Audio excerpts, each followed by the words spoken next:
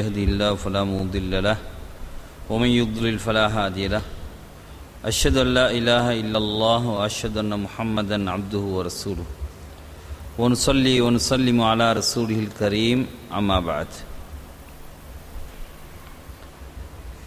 அல்-அகீதத்துல் இஸ்லாமியா என்ற ஒரு பாடம் இந்த இடத்திலே செய்யுமாறு வேண்டிக் கொண்டார்கள். அகீதா என்ற தலைப்பிலே நாங்கள் ஏற்கனவே சென்ற அந்த தர்பியாவிலும் அகீதாவோடு சம்பந்தப்பட்ட சில விடயங்களை பேசினோம். என்றாலும் அந்த அகீதா வகுப்பில் இதில் இருக்கக்கூடியவர்களில் பலருக்கு கலந்து கொள்ள வாய்ப்பு கிடைக்கவில்லை. அதனால் நாங்கள் அன்று பேசப்பட்ட சில அம்சங்களையும் உள்ளடக்கியதாக இந்த அகீதா பாடத்தை செய்யலாம் என்று நாங்கள் நினைக்கின்றோம். நாங்கள் அனைவரும் இஸ்லாமிய அகீதாவை ஏற்றுக்கொண்டவர்கள். அகீதா என்றால் என்ன அர்த்தம்? சொல்லுங்க.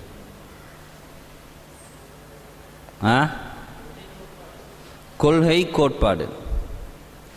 எனவே அகீதா என்பது எதோடு சம்பந்தப்படுது?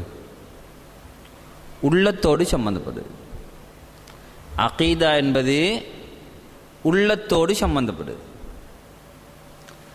அல்லாஹ் சுப்ஹானஹு வ தஆலா இந்த தீனுல் இஸ்லாத்தை இரண்டு பங்காக பிரித்திருக்கிறான். தீனுல் இஸ்லாம் என்பது இரண்டு பகுதிகள். ஒன்று உள்ளத்தோடு சம்பந்தப்பட்ட அம்சங்கள், நம்பிக்கை சார்ந்த அம்சங்கள். இதனை நாங்கள் ஈமானுடைய அம்சங்கள் என்றோம், அகீதாவுடைய அம்சங்கள் என்றுவோம். இப்படியாக நாங்கள் பேர் சொல்கிறோம். இரண்டாவது விடயம் அம்சம்தான் மனிதனுடைய வெளிரங்கமான செயல்களோடு சம்பந்தப்பட்டவை. தொழுவது, நோன்பு பிடிப்பது, ஜக்காத்து கொடுப்பது, மனிதன் தனது செயலால் செய்யக்கூடிய அம்சங்கள், அவைகளில் நாங்கள் ஷரீஆ என்று சொல்கிறோம். அப்போ தீனுல் இஸ்லாத்தை ரெண்டாக பிரிக்கலாம். ஒன்று என்ன? தீனுல் இஸ்லாம் ரெண்டு பகுதி. நோட்ஸ் ஒன்று வருது. ஒன்று ஷரீஆ, அடுத்தது அகீதா. ஷரீஆ என்பதை கொண்டு நாடப்படுவது எமது அவயவங்களோடு சம்பந்தப்பட்ட வெளிரங்கமான செயல்கள். அகீதாவை கொண்டு நாடப்படுவது உள்ரங்கமான நம்பிக்கை சார்ந்த அம்சங்கள். இந்த ஷரீஆ என்ற பகுதியை விட மிக முக்கியமான பகுதிதான் இந்த அகீதா என்பது. ஒரு மனிதனுடைய உள்ளத்தோடு சம்பந்தப்பட்ட அம்சங்கள் இருக்கிறே, அது இஸ்லாத்தில் மிக முக்கியமான ஒரு பகுதி. அல்லாஹு தஆலா குர்ஆனில் சொல்லும்போது, லைஸல் பிர்ர அன் துவல்லு வுஜூஹகும் கிபலல் மஷ்ரிகி வல் மக்ரிப். நலவுக்குரியவர், நன்மைக்குரியவர் யார் தெரியுமா? அன் துவல்லு வுஜூஹகும் கிபலல் மஷ்ரிகி வல் மக்ரிபி. கிழக்கு பக்கமாகவும் மேற்கு பக்கமாகவும் தனது முகத்தை திருப்பக்கூடியவர் அல்ல, நன்மைக்குரியவர். உண்மையாக அந்த நன்மைக்குரியவர் யார் என்றால், வலாக்கின்னல் பிர்ர மன் ஆமன பில்லாஹி வல் யௌமில் ஆஹிர். இங்கு அல்லாஹ் தஆலா வேறு பிரித்து கூறுகிறார். அல் பிர், பிர் என்று சொல்லப்படக்கூடிய உண்மையான அந்த நன்மைக்குரியவர், நல்லவர், அல்லாஹ்விடத்தில் ஏற்றுக்கொள்ளப்பட்டவர், மன் ஆமன பில்லாஹி வல் யௌமில் ஆஹிரி வல் மலாயிகதி வல் கிதாபி வன் நபியின். யார் அல்லாஹ்வையும் மறுமை நாளையும் மலக்குமார்களையும் கிதாப் வேதங்களையும் நபிமார்களையும் யார் நம்பிக்கை கொள்கிறாரோ, உள்ளத்தில் நம்பிக்கை வைக்கிறாரோ, அவர்தான் நன்மைக்குரியவர் என்று அல்லாஹ் தஆலா சொல்கிறான். அப்போ அல்லாஹ் எதை சொல்றான்டா, நீங்கள் வெறுமனே கிபிலாவை முன்னோக்கி, அது கிழக்கு பக்கமாக இருக்கலாம் அல்ல மேற்கு பக்கமாக இருக்கலாம், பைத்துல் மக்திஸாக இருக்கலாம், வெறுமனே முகத்தை திருப்புவது மட்டுமல்ல, அல்லாஹ் உங்களிடத்தில் எதிர்பார்ப்பது உங்களுடைய உள்ளத்தோடு சார்ந்த அந்த உள்ளத்தோடு சம்பந்தப்பட்ட நம்பிக்கையை அல்லாஹ் முக்கியமாக பார்க்கிறான் என்று அல்லாஹ் அந்த திருவசனத்தில் குறிப்பிடுகிறான். எனவே இந்த தீனுல் இஸ்லாம் என்று சொல்லக்கூடிய நேரத்தில் அகீதா என்ற பகுதி மிக முக்கியமானது. இந்த அகீதா ஒருவனுடைய சீராக கூடிய நேரத்தில் தான் அவனுடைய ஷரியா பகுதி, இந்த ஏனைய அவனுடைய அவயவயங்களோடு தொடர்புபட்ட செயல்கள் சீராக போகின்றது. இந்த அகீதா நம்பிக்கை சார்ந்த அம்சங்கள் தவறிவிட்டால், அது உண்மைக்கு புறம்பாக இருந்தால், இந்த ஷரீஆ அதாவது அவனுடைய அவயவயங்களால் செய்யக்கூடிய அம்சங்கள் அந்த இபாதத்துகளில் பிரயோஜனம் ஏற்படுவதில்லை. அதனால தான் இந்த அகீதாவை நாங்கள் முக்கியமானதாக சொல்கிறோம். எனவே நாங்கள் முதலாவதாக சொல்லலாம், ஒருவனுடைய ஷரீஅத் பகுதி ஏற்றுக்கொள்ளப்பட வேண்டுமென்றால் அவனுடைய அகீதா சீரானதாக இருக்க வேண்டும். ஒருவன் நாஸ்திக கொள்கையை வைத்துக்கொண்டு எவ்வளவுதான் தொழுதாலும் நோன்பு பிடித்தாலும் ஹஜ்ஜி செய்தாலும் அவனுடைய இபாதத் ஏற்றுக்கொள்ளப்பட போவதில்லை.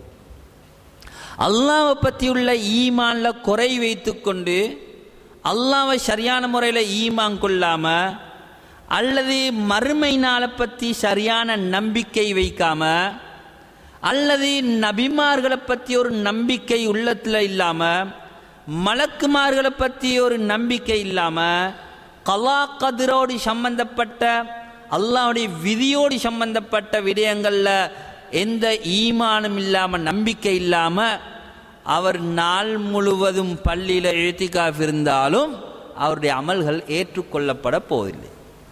அதனால தான் நாங்கள் சொல்கிறோம், இந்த ஷரீஆ பகுதியை விட இந்த அகீதா பகுதி மிக முக்கியமானது. அல்லாஹ் சுப்ஹானஹு தஆலா இந்த அகீதாவின் அடிப்படையில் தான் மக்களை விழிக்கிறான். யா ஐயுஹல்லதீன ஆமனு, ஈமான் கொண்ட விசுவாசிகளே, ஈமான் கொண்ட விசுவாசிகளே என்று அல்லாஹ் தஆலா அந்த ஈமானை வைத்துத்தான் எங்களை விழிக்கிறான். யா ஐயுஹல்லதீன அஸ்லமு, இஸ்லாத்தை ஏற்றுக்கொண்டவர்களே என்று விழிக்கவில்லை. ஈமான் கொண்டவர்களே, நம்பிக்கை வைத்தவர்களே என்று அல்லாஹ் சுப்ஹானஹு தஆலா எங்களை விழித்து பேசுகிறான். அதனால் இந்த அகீதாவில் ஆரம்பமாக முதலாவதாக நாங்கள் நம்பிக்கை என்று வரக்கூடிய நேரத்தில் அந்த 6 அம்சங்களை நாங்கள் ஈமான் கொண்டிருக்கிறோம். இந்த 6 அம்சங்களும் என்ன? பில்லாஹி வ மலாயிகத்திஹி வ குதுபிஹி வ ருசுலிஹி வல் யௌமில் ஆகிர் வல் கத்ரி கைரிஹி வ ஷர்ரிஹி மினல்லாஹி தஆலா. இது அடிப்படை அம்சம். இந்த தீனுல் இஸ்லாம் என்று சொல்லி அல்லாஹு தஆலா நபிமார்களை அனுப்பும் போது இந்த ஒரு அகீதாவைத்தான் சொல்லி அனுப்பினார். நபிமார்கள் அனைவரும் அகீதாவில் ஒன்றுபட்டவர்கள். எல்லோரும் அல்லாஹுடைய நம்பிக்கை, மறுமை நம்பிக்கை, இவைகளை வைத்துத்தான் தாவா செய்தார்கள். அல்லாஹ் சுப்ஹானஹு வ தஆலா அனைத்து நபிமார்களையும் ஒரு அகீதாவிலே அனுப்பினார். நபி ஸல்லல்லாஹு அலைஹி வஸல்லம் அவர்கள் சொன்னார்கள், அல் அன்பியாஉ இஹ்வத்தும் மின் அல்லாத், நபிமார்கள் ஒரே சகோதரர்கள். உம்மஹாத்துஹும் ஷத்தா வதீனுஹும் வாஹித், அவங்களோட தாய்மார்கள் அதாவது பல வகையாக இருந்தது, பலராக இருந்தார்கள், அவங்களோட தீன் ஒன்று, அவங்களோட அகீதா ஒன்று. எல்லா நபிமார்களையும் அல்லாஹ் தஆலா அனுப்பியது இந்த கலிமத்து தௌஹீத், கலிமத்து தௌஹீதை வைத்துத்தான் அல்லாஹ் நபிமார்களை அனுப்பினார்.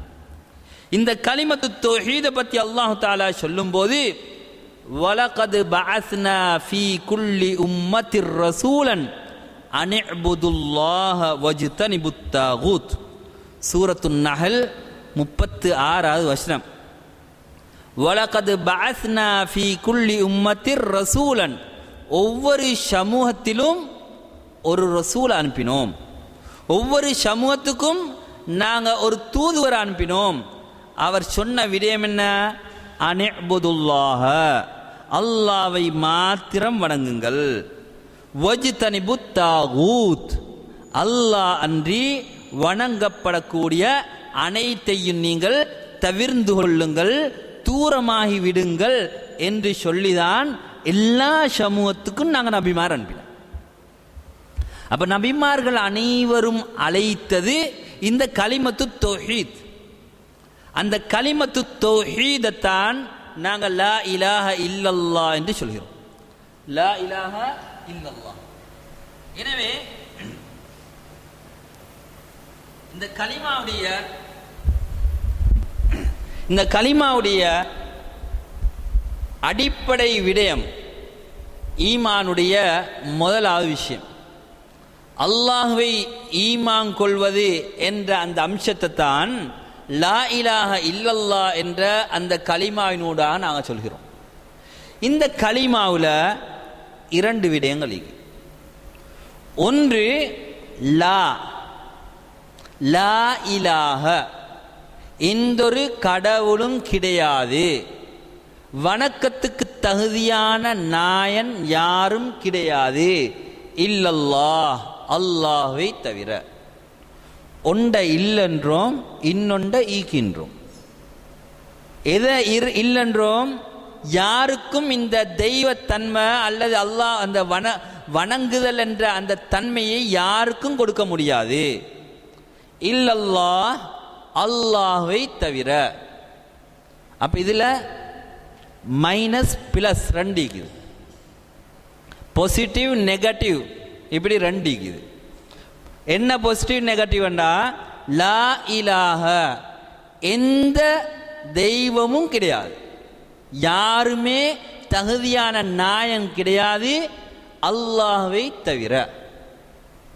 இதைத்தான் அல்லாஹ் தஆலா குர்ஆன்ல சொல்றான், வமன் யக்ஃபுர் பித்தாகூதி வயுமின் பில்லாஹ்.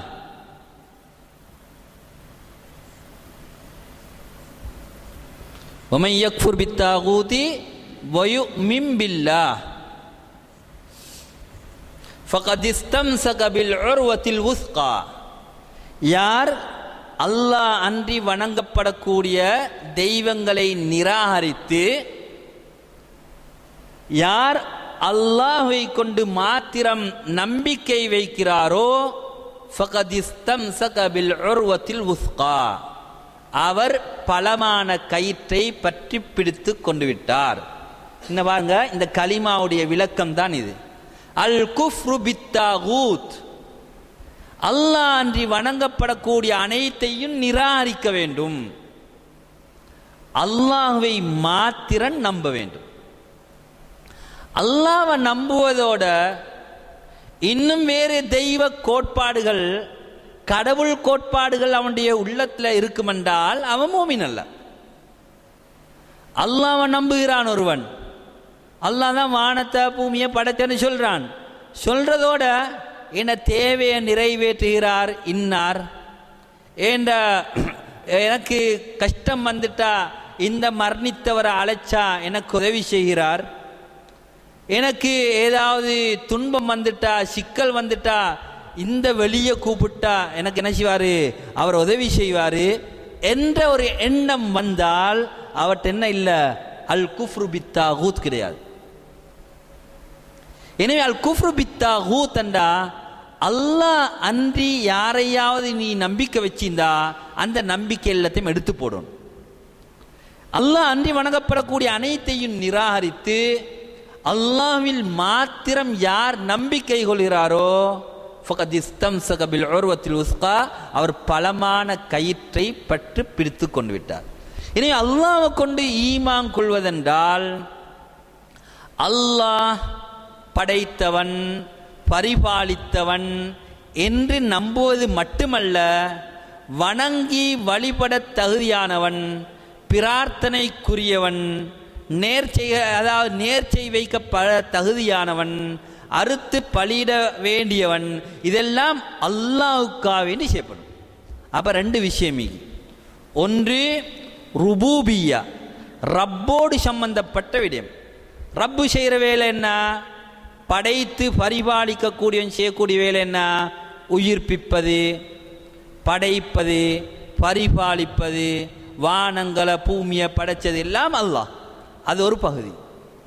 ரெண்டாவது பகுதி என்ன? எங்கட செயலால் அல்லாஹ்வை ஓர்மைப்படுத்துவது. அதுக்கு நாங்கள் தௌஹீதுல் உலூஹியா என்று சொல்கிறோம். நாங்கள் வணங்குவது, துஆ கேட்பது, உதவி தேடுவது, நாங்கள் அறுத்து பலியிடுவது, நாங்கள் நேர்ச்சி வைப்பது, சத்தியம் செய்வது எல்லாம் அல்லாஹ்வை கொண்டுதான் ஆகும். எனவே எங்கட செயல்களை கொண்டு அல்லாஹ்வை ஓர்மைப்படுத்துகிற பகுதி ஒன்று இருக்குது. அல்லாஹ்வுடைய செயல்களை கொண்டு அல்லாஹ்வை ஓர்மைப்படுத்தக்கூடிய பகுதி ஒன்று. அதுக்கு நாங்கள் தௌஹீதுர் ருபூபியா என்றோம், இதுக்கு தௌஹீதுல் உலூஹியா என்றோம். இந்த கலிமா லா இலாஹ இல்லல்லாஹ் என்ற அந்த கலிமாவுக்கு அல்லாஹு தஆலா கலிமத்து தக்வா என்ற பெயரை சொல்லிக்கார். என்ன பேரு? கலிமத்து அத்தக்வா. தக்வாவுக்கு பல அர்த்தம் சொல்லலாம். உள்ளச்சம், பயம் என்ற அர்த்தம் சொல்லலாம். இன்னொரு அர்த்தம் சொல்லலாம், தக்வா மினன்னார், நரகத்தை விட்டும் பாதுகாக்கக்கூடிய கலிமா. நரகத்தை விட்டும் பாதுகாக்கக்கூடிய கலிமா என்ற பெயரையும் நாங்கள் இதுக்கு சொல்லலாம். கலிமத்து தக்வா. அல் உர்வத்துல் உஸ்கா, பலமான கயிறு என்றும் அல்லாஹு தஆலா இந்த கலிமாவுக்குத்தான் சொல்லியிருக்கிறான். இந்த கலிமாவுக்குள்ள பேரு அல் உர்வத்துல் உஸ்கா, கலிமத்து தக்வா, கலிமத்து அத்தௌஹீத், ஏகத்துவத்தை எடுத்து காட்டக்கூடிய கலிமா. இந்த பெயர்களை லா இலாஹ இல்லல்லா என்ற அந்த கலிமாவுக்கு பெயர்களா சொல்லலாம். கலிமத்து தக்வா, அல் உர்வத்துல் உஸ்கா, கலிமத்து தௌஹீத். எனவே இந்த அடிப்படையில் நாங்கள் பார்க்கும்போது அல்லாஹ்க்கு சுப்ஹானஹு தஆலா இந்த தீனுல் இஸ்லாத்தை அதில் அடிப்படையான விஷயமாக அகீதாவை வைத்திருக்கிறான். இந்த அகீதா என்பது அல்லாஹ்வை ஏற்றுக்கொள்வது என்பது, இந்த மறுமை நம்பிக்கை என்பது, இந்த அடிப்படையில் தான் நபிகளார் ஸல்லல்லாஹு அலைஹி வஸல்லம் அவர்கள் ஆரம்ப தாவா மேற்கொண்டாங்க. மக்காவில் 13 வருட காலங்கள் ரசூலுல்லாஹி ஸல்லல்லாஹு அலைஹி வஸல்லம் அவர்கள் எதன்பால் தாவா செஞ்சாங்க? எதுக்கு தாவா செஞ்சாங்க? தொழுகைம்பால் அழைச்சாங்களா? அல்ல நோம்பிம்பால் அழைச்சாங்களா? அல்லது ஜிஹாதுக்கு கூப்பிட்டாங்களா? இல்லை. அவங்க தஅவாவை மேற்கொண்டது கூலு லா இலாஹ இல்லல்லாஹ் துஃப்லிஹூன், லா இலாஹ இல்லல்லாஹ்ன்ற கலிமாவை சொல்லுங்க, வெற்றி பெறுவீங்க. இப்போ எதுக்கு தாவா கொடுத்தாங்க? இந்த கலிமத்து தௌஹீதுக்கு தான் தாவா கொடுத்தாங்க, இந்த அகீதாவுக்கு தான் தாவா கொடுத்தாங்க. தொழுகையுடைய விவரங்கள், ஜகாத்துடைய விவரங்கள் எல்லாம் தொழுகை மிஅராஜுக்கு பின்னால். மிஅராஜ் என்பது ரசூலுல்லாஹ் ஹிஜ்ரத் போகிறதுக்கு 2 வருஷம் முன்னால். அதுக்கு முன்னால் எல்லாம் ரசூலுல்லாஹி ஸல்லல்லாஹு அலைஹி வஸல்லம் அவர்கள் இந்த தொழுகைக்காக வேண்டிய அழைப்பு விடுக்கல, கலிமாவுக்குத்தான் அழைப்பு விடுத்தாங்க. எனவே எதன் பால் தாவா கொடுத்தாங்க? அகீதாவின் பால் தாவா கொடுத்தாங்கன்றத நாங்கள் பார்க்குறோம். எனவே இந்த அகீதாவை பொறுத்தவரையில் ரசூலுல்லாஹி ஸல்லல்லாஹு அலைஹி வஸல்லம் அவர்கள் இந்த அகீதாவுக்கு மிக முக்கியத்துவம் கொடுத்தாங்கன்றதை நாங்கள் விளங்கக்கூடியதாக இருக்குது. இப்போ நாங்கள் பார்ப்போம், இந்த அகீதா என்று சொல்லப்படக்கூடிய விடயத்துக்கும் ஷரியா என்ற சொல்லப்படக்கூடிய வெளிரங்கமான அந்த செயல்களுக்கு மேலே உள்ள தொடர்பு என்ன, வேறுபாடுகள் என்ன என்பதை நாங்கள் பார்த்தோம்டா, முதலாவதாக சொல்லலாம், இந்த அகீதா என்பது அடிப்படையானது. இந்த அகீதாவிலிருந்து தான் ஷரியா வேறு பிரிந்து வந்தது. அப்போ அகீதா என்ன? அடிப்படையானது. அந்த அகீதாவிலிருந்து தான் எது வெளியானது? ஷரியா பிரிந்து வந்தது. அது ஒரு வேற்றுமை. இரண்டாவது ஒரு வேற்றுமை சொல்லலாம், இந்த நோட்ஸ் உங்களுக்கு வரும் இன்ஷா அல்லாஹ். அகீதா விடயத்தில் அல்லாஹ்வால அனுப்பப்பட்ட நபிமார்கள் அனைவரும் ஒன்றுபடக்கூடியவர்கள். நபிமார்கள் அனைவரும் அகீதால ஒன்று, ஆனால் ஷரீஆல வித்தியாசப்பட்டவர்கள். அகீதால ஒன்று நபிமார்கள் எல்லாம் அனைவரும், ஆனால் இதில் வித்தியாசம், ஷரீஆல வித்தியாசம். அல்லாஹ் தஆலா சொல்றான், வலிகுல்லின் ஜஅல்னா மின்கும் ஷிர்அத்தன் வ மின்ஹாஜா. நபிமார்கள் ஒவ்வொருத்தரையும் பார்த்து அல்லாஹ் சொல்றான், வலிகுல்லின் ஜஅல்னா மின்கும், உங்களில் ஒவ்வொருவருக்கும் நாங்கள் ஷிர்அத்தன் வ மின்ஹாஜா, ஒவ்வொரு பாதையை ஆக்கினோம். ஒவ்வொருத்தட பாதையும் ஒவ்வொன்று. நாங்கள் நஜீஸ் துப்புரவு செய்கிற மாதிரி உண்டு, அந்த உம்மத்துகளுக்கு அல்லாஹ் நஜீஸில் துப்புரவாக்குறதுக்கு கடமையாக்கின முறை வேறு. எங்களுக்கு பள்ளிவாசல்லேன்னு சொல்லலாம், பூமியில் எங்கே போய்த்துன்னு சொல்லலாம். ஆனால் அந்த உம்மத்தினர்களுக்கு, சில உம்மத்தினர்களுக்கு, அல்லாஹ் தஆலா முந்தின உம்மத்தினர்களுக்கு இல்லை, அவங்களோட பள்ளிவாசல் தொழுகைக்காக வேண்டியுள்ள இடத்துல மாத்திருந்தான் சொல்லலாம். அதனால தான் ரசூலுல்லாஹி ஸல்லல்லாஹு அலைஹி வஸல்லம் சொன்னாங்க, ஜுஇலத் லியல் அர்லு மஸ்ஜிதன் வ தஹூரா. பூமி முழுவதையும் அல்லாஹ் தஆலா எனக்கு பள்ளிவாசலாக, மஸ்ஜிதாக, துப்புரவாக அல்லாஹ் தஆலா ஆக்கியிருக்கிறான். எனவே பூமியில் எங்கேன்னு சொல்லலாம். ஆனால் முந்தின உம்மத்துகளுக்கு எல்லா இடத்துலையும் தொலை 7 மண்ட ஒரு நிலைமை இருக்கல. எனவே அகீதால நபிமார்கள் ஒன்றுபடக்கூடியவர்கள், ஷரீஆல அதாவது வெளிரங்கமான அந்த செயல்களில் நபிமார்களுடைய அகீதா அந்த மார்க்கம் முறை அதாவது வேறுபடக்கூடியது என்பதை நாங்கள் விளங்கக்கூடியதாக. மூன்றாவதாக நாங்கள் சொல்லலாம், அகீதா என்பது உள்ளம் சம்பந்தப்பட்ட விடயம், ஷரியா என்பது வெளியுறுப்புக்கள் சம்பந்தப்பட்ட விடயம். அகீதா என்பது உள்ளம் சம்பந்தப்பட்ட விடயம், அதாவது ஷரியா என்பது வெளிரங்க உறுப்புக்கள், வெளியுறுப்புக்கள் சம்பந்தப்பட்ட விடயங்கள்னு சொல்லலாம். நாலாவது வித்தியாசமாக சொல்லலாம், அகீதால உள்ள விடயங்களுக்கு நாங்கள் ஈமான் என்றும், ஷரியால உள்ள விடயங்களுக்கு இஸ்லாம்னு சொல்கிறோம்.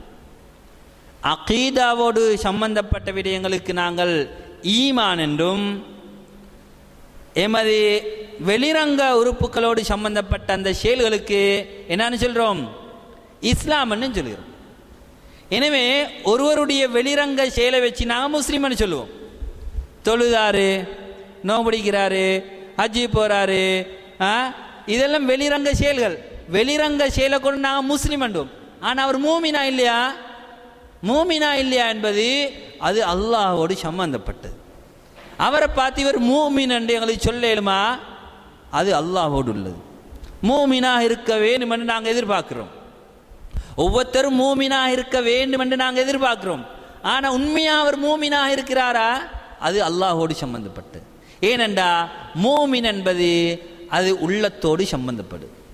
எனவே அகீதால அதாவது நாங்கள் சொல்கிறோம், அகீதால உள்ள விடயங்கள் ஈமான் என்று சொல்லப்படுது. அகீதா அதாவது வெளிரங்க செயல்களோடு சம்பந்தப்பட்ட விடயங்கள் இஸ்லாம் என்று சொல்லப்படுது. அடுத்தது, அகீதால உள்ள ஒரு விடயத்தை யாராவது மறுத்தால், அல்லாஹுடைய நம்பிக்கையில், மலக்குமார்களுடைய நம்பிக்கையில், வேதங்களுடைய விடயத்தில், ரசூல்மார்களுடைய விடயத்தில் ஏதாவது ஒரு விஷயத்தை மறுத்தாரண்டா, அதை செய்யாம, அதை நம்பிக்கை வைக்காம இருந்தாண்டா அவர் முஸ்லிம்னு சொல்லுமா? மூமின் என்றேல்மா? மூமின்னு சொல்லப்பட மாட்டார். அவருக்கு இஸ்லாம் என்ற தகுதி கூட நான் கொடுக்க மாட்டோம். ஒருத்தர் மர்மை நம்பிக்கை இல்லைன்னு வச்சுக்கோங்க, அல்லாஹ்வை நம்பிக்கை வச்சுக்காரு, அதே போல் என்ன மலக்குமாறு வேதங்கள் எல்லாம் நம்பிக்கை வச்சுக்காரு. ஆனால் மறுமை நம்பிக்கையில் அவருக்கு டவுட், அதில் உறுதி இல்லை. என்ன சொல்லுவோம் நாங்கள்? இவரை முஸ்லீம்னு சொல்லுவோமா? சொல்ல மாட்டோம். ஆனால் ஒரு முஸ்லீமை பொறுத்தவரையில் ஒருவர் ஈமான் கொண்டிருக்கிறார், இந்த நம்பிக்கையெல்லாம் வச்சுக்காரு, ஆனால் ஏதோ ஒரு விடயத்தில் அவர் பொடுபோக்காய்க்கிறார். ஜக்காத் கொடுக்குற விஷயத்தை அவர் பொடுபோக்கு சொல்லுவோமே, அல்லது வேற நோம்பு பிடிக்கிற விஷயத்தில் பொடுபோக்காய்க்கிறார், கவனயீனமாய்க்கிறார். இஸ்லாமிய அம்சங்கள் என்று சொல்லப்படக்கூடிய உறுப்போடு செய்யப்படக்கூடிய அந்த செயல்கள் விடயத்தில் அவர் பொடுபோக்காக இருந்தாண்டா நாங்கள் அவரை காபிரண்டுவோமா? காபிரன்னு சொல்ல மாட்டோம். இப்போ வட்டி கொடுக்கல் வாங்கல ஈடுபடுறார் ஒருத்தர், இன்னொருத்தர் என்ன செய்கிறாரு, மதுபானம் குடிக்கிற விஷயத்தில் ஈடுபடுறாரு, அவரை நாங்கள் காபிரண்டு மாட்டோம். ஆனால் இந்த நம்பிக்கை சார்ந்த விடயத்தில் ஏதாவது ஒன்றில் அவருக்கு டவுட் இருக்குமென்றால், இதில் குறைபாடு வருமெண்டா, அவரை நாங்கள் முஸ்லீம்னு சொல்லுவோமா? முஸ்லீம்னு சொல்ல மாட்டோம். இதுதான் அகீதாவுக்கும் ஷரியாவுக்கும் இடையில் உள்ள வித்தியாசங்களாக சொல்லலாம். அது உங்களுக்கு அந்த நோட்ஸில் சொல்லப்பட்டு, யாருக்கு மீட்டலாம் இந்த வித்தியாசங்களை? யாரும் மீட்டி சொல்லலாம். அகீதாவுக்கும் ஷரியாவுக்கும் இடையில் உள்ள வேறுபாடு யாஃபம் உள்ளத்தை சொல்லும். யார் சரி கை வசதி சொல்லும். ஒன்றை யாபப்படுத்துங்களே. தூக்கமா இல்லையா ஒருத்தருக்கும்? சொல்லுங்க.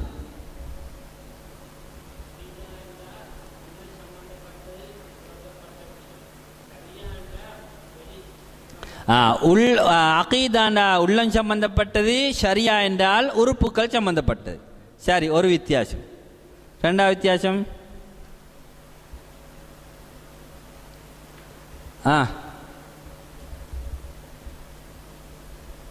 சொல்லுங்க. யார் சரி? மாணவர்கள் சொல்லுங்க.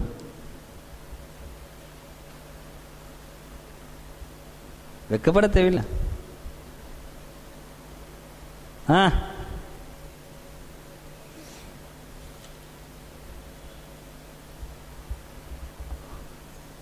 ஒன்றாவில்லைங்கண்ணா, நீ சொல்லுவா ஒன்று வெக்கம் போல. நபிமார்களுடைய அகீதா உண்டு, நபிமார்கள் அனைவருடையும் அகீதா உண்டு. எது வித்தியாசம்? ஷரியா வித்தியாசமானது. வேற சொல்லுங்க.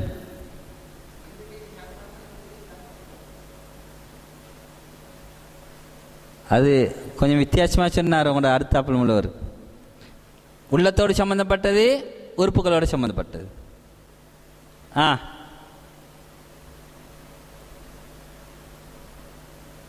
சொல்லுங்க.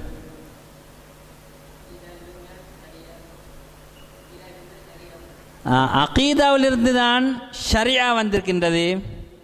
அகீதா அடிப்படையானது, அதிலிருந்து தான் ஷரியா வேறு பிரிந்து வருதே ஒழிய ஷரியாலிருந்து எது வரப்போறல?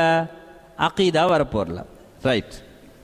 இப்படியாக சில வித்தியாசங்களை எங்களுக்கு என்ன செய்யலாம், சொல்லலாம். ரைட். அதுக்கு அடுத்ததாக நாங்கள் பார்ப்போம், இன்று சமூகத்தில் ஏற்பட்ட வழிகேடுகள், இந்த சமூகத்தில் ஏற்பட்ட அகீதால ஏற்பட்ட கோளாறுகள், குளறுபடிகள் எப்படி ஏற்பட்டன? இந்த அகீதா என்று சொல்லக்கூடிய நேரத்தில் அல்லாஹ்க்கு சுப்ஹானஹு தஆலா ஆதம் அலைஹிஸ்ஸலாம் தொடுத்து நபி நூஹ் அலைஹிஸ்ஸலாத்து வஸ்ஸலாம் அவர்களுடைய காலம் வரையில் அகீதால வித்தியாசங்கள், பிரச்சனைகள் ஏற்படல். எல்லாரும் அல்லாஹ் நம்பி இருந்தாங்க. இப்படி ஒரு அடிப்படையில் ஃபித்ராண்டு இதுக்கு என்ன சொல்ற? ஃபித்ராண்டா இயற்கையான தன்மை, அல்லாவை ஏற்றுக்கொள்ளக்கூடிய தன்மை. ரசூலுல்லாஹி ஸல்லல்லாஹு அலைஹி வஸல்லம் சொன்னாங்க, குல்லு மௌலூதின் யூலது அலல் ஃபித்ரதி. இந்த ஃபித்ராவில் தான் எல்லா பிள்ளைகளும் பிறக்கிறார்கள். அந்த பிள்ளைகிட்ட ஷிர்கியத்தான எண்ணங்கள் எதுவும் இல்லை, அல்லாஹ் ஒருவன் என்ற அடிப்படையில் அந்த அகீதாவை ஏற்றுக்கொள்ளக்கூடிய ஒரு நிலைமையில தான் புள்ள பிறக்குது. அதுக்கு பின்னால ஈசா கடவுளண்ட அந்த நம்பிக்கையை போட்டது யாரு? யார் போட்ட அந்த புள்ளிட உள்ளத்தில்?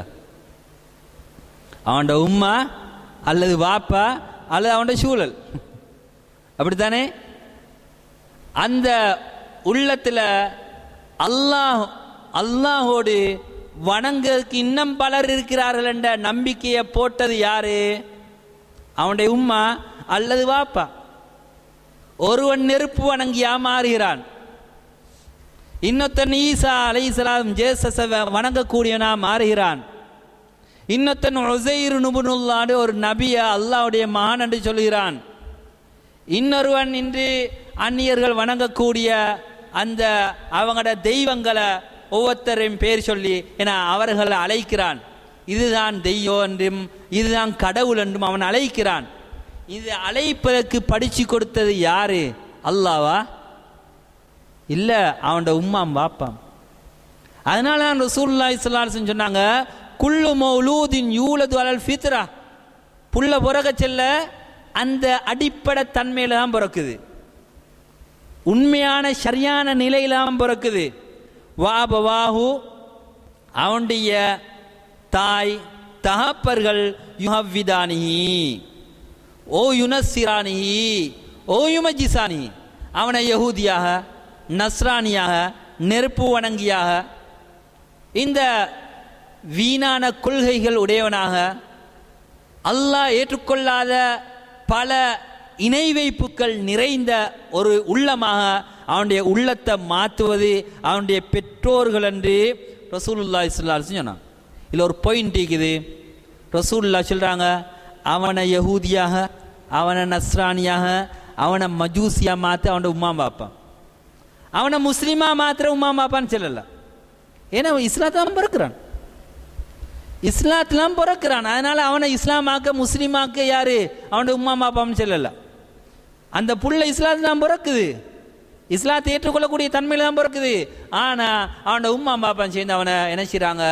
அவங்களோட உம்மாட வாப்பட அந்த மதத்துக்கு திருப்பி கொள்றாங்கன்னு சொல்லி ரசூலுல்லாஹி ஸல்லல்லாஹு அலைஹி வஸல்லம் சொன்னான். அதனால தான் நாங்கள் பார்க்குறோம், சரித்திரத்தை பார்த்தா இந்த சமூகத்தில் இன்ஹிராஃப் வழிகேடு என்பது எப்பொழுது உருவானதுண்டா, நபி நூஹ் அலைஹிஸ்ஸலாத்து வஸ்ஸலாம் அவருடைய காலத்தில் தான் இந்த வழிகேடு உருவாகி. அல்லாஹ் அல்லாதவர்களை வணங்கக்கூடிய அந்த வழிகேடு எப்போ உருவானது? நூஹ் அலைஹிஸ்ஸலாத்து வஸ்ஸலாம் அவர்களுடைய காலத்தில். அப்போ 10 நூற்றாண்டுகள் நபி ஆதம் அலைஹிஸ்ஸலாத்து வஸ்ஸலாம் அவர்கள் இருந்து நூஹ் அலைஹிஸ்ஸலாத்து வஸ்ஸலாம் அவர்கள் வரையில எல்லோரும் ஃபித்ராவுல இருந்தீங்க. அல்லாவை ஏற்றுக்கொள்ளக்கூடிய தன்மையில ஷிர்க் வைக்காதவர்களாக தான் இருந்தான். அதுக்கு பின்னால ஷைத்தான் வந்து மக்களை வழிகெடுத்தான். ரசூலுல்லாஹி ஸல்லல்லாஹு அலைஹி வஸல்லம் சொன்னாங்க, ஷைத்தான் வந்தான் நூஹ் அலைஹிஸ்ஸலாத்துடைய காலத்துக்கு பின்னால வந்து என்ன செஞ்சானண்டா, நூஹ் அலைஹிஸ்ஸலாத்து வஸ்ஸலாம் அவர்களுடைய காலம் வரக்கூடிய நேரத்தில் அந்த அந்த மனிதர்களிடத்தில் வந்து ஷைத்தான் சொன்னான், என்ன நீங்கள் பார்த்துட்டு இருக்கிறீங்க? உங்களுக்கு முன்னால் நல்ல சாலிகான நல்ல அடியார்கள் வாழ்ந்துட்டு போனாங்க, இவங்களோட சிலைகளை சமைச்சு வச்சா அவங்க செஞ்ச வணக்கங்கள் உங்களுக்கு ஞாபகம் வருமே, அவங்கள பார்த்தெல்லாம் வணங்கலாம்னு ஒரு ஐடியா கொடுத்தார்.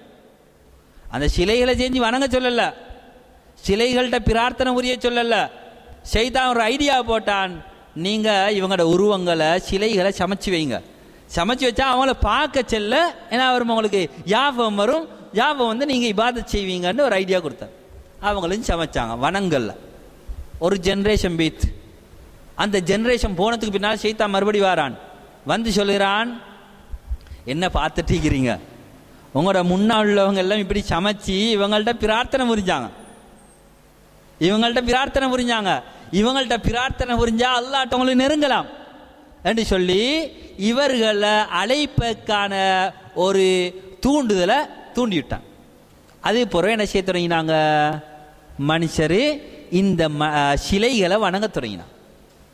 அப்போ நூஹ் அலைஹிஸ்ஸலாத்து வஸ்ஸலாம் அவர்களுடைய காலத்தில் எது ஏற்பட்டது? ஷிர்க் ஏற்பட்டதாக நாங்கள் ஹதீஸில் பார்க்கோம். அதனால தான் அல்லாஹ் தஆலா முதலாவது ரசூலாக நூஹ் அலைஹிஸ்ஸலாத்தை அனுப்புகிறார். ரசூல் நபி என்றால் சாதாரணமாக அவர் முந்திய வேதத்தை போதிக்கக்கூடியவராக இருப்பார். அவர் தான் நபி. ரசூல்னு சொன்னால் ஒரு தீன், ஒரு மார்க்கம் கொடுக்கப்பட்டு அனுப்பப்படக்கூடியவர் தான் ரசூல். அப்போ அல்லாஹ்வுக்கு சுப்ஹானஹு வ தஆலா முதலாவது ரசூலாக நூஹ் அலைஹிஸ்ஸலாத்து வஸ்ஸலாம் அவர்களை தெரிவிக்கிறார். உம்மத்தில் இருக்கக்கூடிய அந்த ஷிர்க்குகளை அழிப்பதற்காக வேண்டி நூஹ் அலைஹிஸ்ஸலாத்து வஸ்ஸலாம் அவர்கள் பாடுபடுகிறார்கள். அப்போ இன்றைய இறை நிராகரிப்பாளர்கள் கூட, அல்லது அவர்கள் இறைவனை பற்றி ஏதோ ஒரு வகையில் நம்பிக்கை வைத்திருந்தாலும் கூட, அவங்க இந்த சிலை வணக்கத்தை நியாயப்படுத்துவதற்காக வேண்டி சொல்லக்கூடிய ஆதாரம் என்னாண்டா, மா நஅபுதுஹும் இல்லா லியுகர்ரிபூனா இலல்லாஹி ஸுல்ஃபா. நாங்கள் இவங்களை வணங்குற நேரத்துக்கு தெரியுமா, இவங்கள்ட்ட எல்லாத்தையும் கேட்டு பெற்றுக்கொள்ளணுன்றதுக்காக வேண்டிய இல்லை, இவங்க எங்களை அல்லாஹ்கிட்ட வாக்கி வைக்கணும், அல்லாஹ் கிட்ட எங்களை கிட்டவாக்கி வைக்க வேண்டும் என்பதற்காக வேண்டி தான் நாங்கள் இவங்களை வணங்குறோம். இதுதானே இந்த எல்லாரும் சொல்லு, நாங்கள் இவங்களை வணங்கல, இவங்களா பிரார்த்தனை புரியுதல்ல. ஆனால் இவங்கள்ட்ட நெருங்கினா இவங்க என்ன செய்வாங்க, அல்லாஹ்ட்ட சிபாரிசு செய்வாங்க. இதுதான் ஜாஹிலியா கால மக்களும் சொன்ன வீரியம். மா நஅபுதுஹும் இல்லா லியுகர்ரிபூனா இலல்லாஹி ஸுல்ஃபா. நாங்கள் அவங்கள வணங்குவதில்லை, அவங்க எங்களை அல்லாஹ்விடத்தில் நெருக்கமாக்கி வைக்க வேண்டும் என்பதற்காகவே தவிர என்று சொன்னான். எனவே இதை கூட அல்லாஹ் தஆலா விரும்பல. ஒரு புரோக்கர் பிடிச்சி இடையில தரகரை வச்சு அல்லாஹ்ட்ட வாரத்தை அல்லாஹ் விரும்பல. அல்லாஹ் சொல்றான், உதுஊனி, என்னை நேரடி அலைங்க, என்னை நேரடி அலைங்க, நீங்க இன்னொருத்தரை வச்சு என்ன செய்ய தேவையில்லை, வர தேவையில்லை என்பதை அல்லாஹ்வுக்கு சுப்ஹானஹு வ தஆலா அல் குர்ஆன்ல தெளிவாக சொல்லி இருக்கிறான். எனவே அன்பார்ந்த இஸ்லாமிய சகோதரர்களே, இந்த அகீதா என்ற அந்த சரியான தூய்மையான அகீதாவில் வழிகேடு தோன்றுவதற்கான காரணங்கள்ல ஒன்று, இந்த அடிப்படையான அகீதா விட்டும் வழி தவறி செல்வதற்கான காரணங்கள் ஒன்று பெற்றோர்கள், அவன் வளரக்கூடிய சூழல். அந்த சூழல் ஒரு மனிதனை வழிகட்ட கொள்கையை தெரிவு செய்வதற்கு தூண்டுகின்றது. அவனுடைய பெற்றோர்கள் ஒன்றோ தாய் அல்லது தகப்பன் அவனை வழிகட்ட அந்த கொள்கையை தெரிவு செய்வதற்கு தூண்டுகிறான். இதனால அகீதாவில் வழி தவறுகள் வழிகேடுகள் ஏற்படுவதை நாங்கள் பார்க்குறோம். ரெண்டாவது, அகீதால தவறுகள் வழிகேடுகள் ஏற்படுவதற்கான காரணங்கள்ல இரண்டாவதா சொல்லலாம், தூய்மையான அகீதா எது என்று தெரியாது, அல் ஜஹில், அறிவீனம். உண்மையான அகீதா எது என்று படிக்கல, படிக்காததின் காரணமாக அவன் எதை சூழல்ல அவன் சுற்றுப்புறத்தில் காண்றானோ அதை அகீதாவாக கொள்கிறான். மனுஷர் எல்லாம் செய்கிறாங்க, எல்லாரும் ரொட்டி எடுத்தும் போகிறாங்க, வெள்ளிக்கிழமை ராவானா, எனவே ரொட்டி எடுத்தும் போகிறாரு. எல்லாரும் கபரடியில் வைத்து என்ன செய்கிறாங்க, யாசின் ஓதி வணங்குறாங்க, எனவே இவரும் என்ன செய்கிறாரு, யாசின் ஓதுறாரு. எனவே எந்த செய்கிறேன்னு தெரியா, மனித சமூகம் எப்படி போகுதோ அப்படி என்ன செய்கிற செஞ்சும் போகிற. அப்போ எது உண்மையான அகீதா, எது உண்மையான இஸ்லாம் என்பதை தெரிவதற்கு ஒருவன் தவறியதின் காரணமாக, அதை இன்னொரு வகையில் சொல்வதாக இருந்தால், சரியான அகீதாவை தூய்மையான அகீதா எதுவென்று தெரியாது, அதை எப்படி படிக்கணும்னு தெரியாது. அதனால் இன்று சமூகத்தில் பல வழிகேடுகள் தோன்றியிருப்பதை நாம் பார்க்குறோம். அடுத்ததாக இன்னொரு இதை சொல்லலாம், மூதாதையினர்கள், ஆபாக்கள், ஜாஹிலியா கால மக்கள் சொன்ன ஆதாரம், அதாவது எங்களோட பெற்றோர்கள் மூதாதையினர் எதை பின்பற்றுவதாக நாம் கண்டோமோ அதைத்தான் பின்பற்றுவோம்னு சொல்லுவது. அதுவும் ஒரு வழிகேட்டுடைய அடையாளமாக அல்லாஹ் தஆலா அல் குர்ஆன்ல சொல்லுகிறான். நீங்க ஏன் இதை செய்றீங்க, இன்னா வஜத்னா ஆபானா, எங்களோட பெற்றோர்கள் மூதாதையர்கள் எல்லாரும் இதுதான் செஞ்சாங்க, அதனால் நாங்கள் இதை செய்கிறோம் என்று ஆதாரம் சொன்னான். எனவே வெறுமனே மூதாதையினரை ஆதாரமாக காட்டுவது இஸ்லாமிய முறையல்ல. மூதாதையினர் செய்தது சரி என்பதற்கான ஆதாரம் இருக்கண்டா, அதைத்தான் ஆதாரமாக காட்ட வேண்டுமே தவிர வெறுமனே மூதாதையினர் முன்னோர்கள் செஞ்சாங்கண்டு ஆதாரம் காட்டுவது இந்த அகீதாவில் என்ன செய்வதற்கான வழிகேடு தோன்றுவதற்கான காரணிகளை அமைந்தன என்பதை நாங்கள் பார்க்கக்கூடியதாக இருக்குது. அதே போல இந்த அகீதா விடயத்தில் வழிதவர்கள் வாரத்துக்கு இன்னொரு காரணம்தான் கண்மூடித்தனமான பின்பற்றுதல். எதையும் ஆராய்ச்சி செய்யாமல் விளங்காம கண்மூடித்தனமாக பின்பற்றுதல் இந்த அகீதாவில் வழிகேடுகள் தோன்றுவதற்கு காரணமாக இருந்தது என்பதை நாங்கள் பார்க்கக்கூடியதாக. அதே போல் இந்த அகீதாவில் வழிகேடுகள் தோன்றுவதற்கான இன்னொரு காரணம் எல்லை மீறி சென்றது. எதையும் அல்லாஹ் ரசூல் சொன்ன அடிப்படையோடு நிறுத்தி கொள்ளாமல் என்ன செஞ்சது? எல்லை மீறி செல்லுதல். எல்லை மீறி செல்லுதல் என்றா அது வணக்க வழிபாடுகளாக இருக்கலாம், அல்லது துஆ பிரார்த்தனைகளாக இருக்கலாம். எந்த ஒரு வணக்கத்திலையும் நாங்கள் அல்லாஹ் இட்ட அந்த அதாவது சட்டத்தை விட்டு போட்டு எல்லை மீறி செல்வோம் என்றால் அந்த நேரத்திலும் வழிகேடுகள் தோன்றுவதற்கு அவைகள் காரணிகளாக இருக்கின்றன.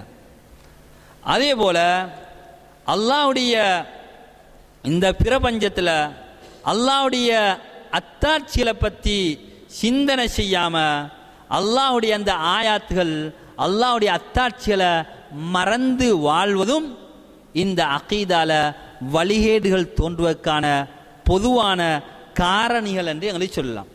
எனவே அன்பார்ந்த இஸ்லாமிய சகோதரர்களே, இந்த அகீதால காலப்போக்கில் நாங்கள் பார்க்கக்கூடிய நேரத்தில் பல வகையான வழிகேடுகள் வந்திருக்கின்றன. இந்த வழிகேடுகள் வருவதற்கான பல காரணங்களை நாங்கள் சொன்னாலும், முதலாவது நாங்கள் சொன்னோம், அல்ல இரண்டாவதாக சொன்னோம், இந்த சரியான அகீதா எது என்பதை படிக்க தவறியது, எது சரியான அகீதா என்று விளங்க தவறியது இன்று சமூகம் வழிகெடுவதற்கு முக்கியமான காரணிகளாக இருந்தன. நாங்கள் பார்க்குறோம் இஸ்லாமிய வரலாறுல ஷியாக்கள், ஹவாரிஜ்கள், முஅ்தஸிலாக்கள், முர்ஜியாக்கள், கதரியாக்கள், இப்படி பல கூட்டத்தார்கள் வந்திக்கான். இவங்க ஏன் இப்படியான பெயர்களை கொண்டு அழைக்கப்பட்டாங்க?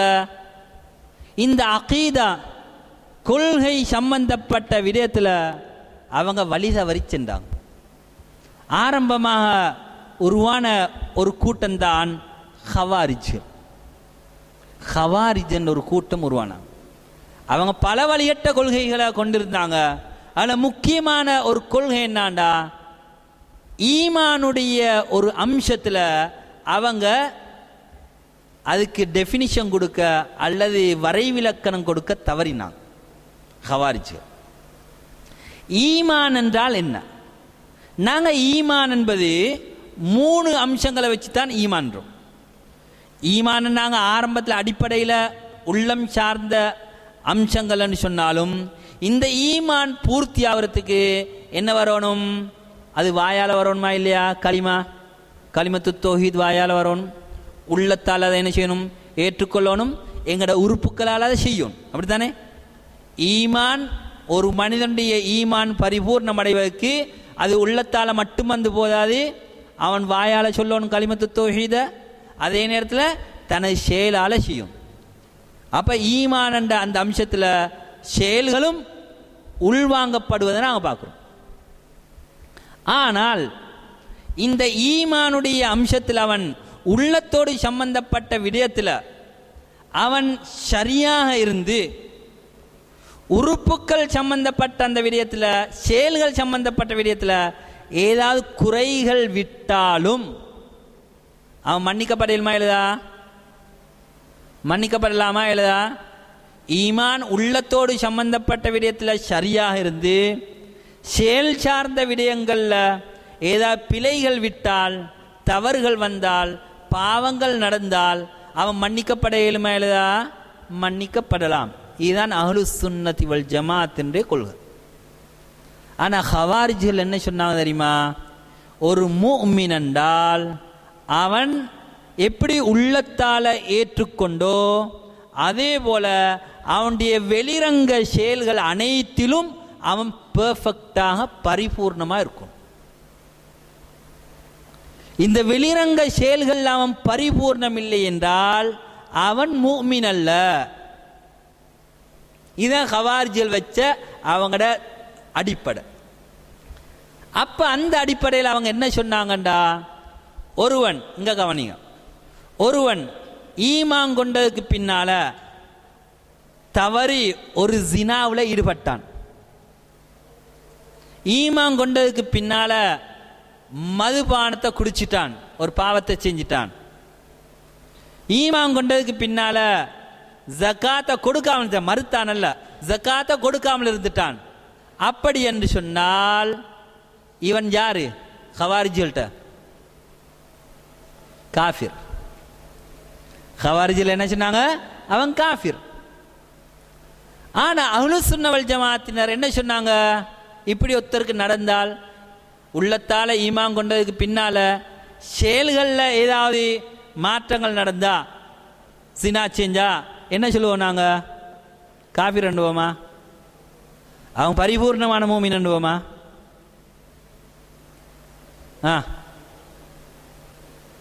என்ன சொல்லுவோம் இருக்கு? பாவி, ஃபாசிக். நான் சொல்லுவது அவருக்கு ஃபாசிக், பாவி. அந்த ஃபாசிக்குடைய நிலைமை என்ன? இங்க மரணிச்சிட்டாருண்டா, தௌபா செய்யாம மரணிச்சிட்டாருண்டா, மறுமையில அல்லாஹ் நாடினால் என்ன செய்வான்? அவனை தண்டிப்பான். அல்லாஹ் நாடினால் மன்னித்து, உடனடியாக மன்னித்து சுவர்க்கம் அனுப்பலாம். ஒரு பாவம் செஞ்சவன் மூமின், உள்ளத்துல ஈமான் இருந்தது, உள்ளத்துல ஈமான் இருந்தது, அல்லாஹ் ரசூல மலக்குமார்களை ஈமான் கொண்டிருந்தான்.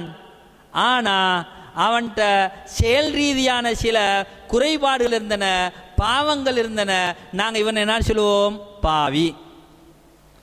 தௌபா செஞ்சிட்டான்டா அவனுக்கு பாவின்னு சொல்ல மாட்டோம். தௌபா செஞ்சிட்டான்டா அவன் ஃபாசிக்னு சொல்லப்பட மாட்டான்.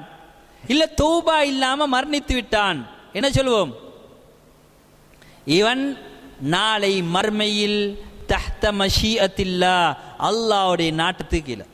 அல்லாஹ் நாடினால் அவனை உடனடியாக மன்னிக்கலாம், அல்லாஹ் நாடினால் அவனை நரகத்தில் தண்டித்ததுக்கு பின்னால் நரகத்திலிருந்து என்ன செய்வான்?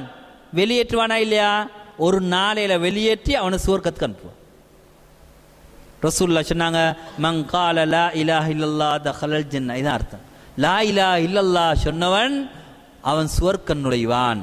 அவன் உண்டோ உடனடியாக சுவர்க்கம் நுழைவான், அல்ல தண்டனையை அனுபவித்ததுக்கு பின்னால சுவர்க்கம் நுழைவான்.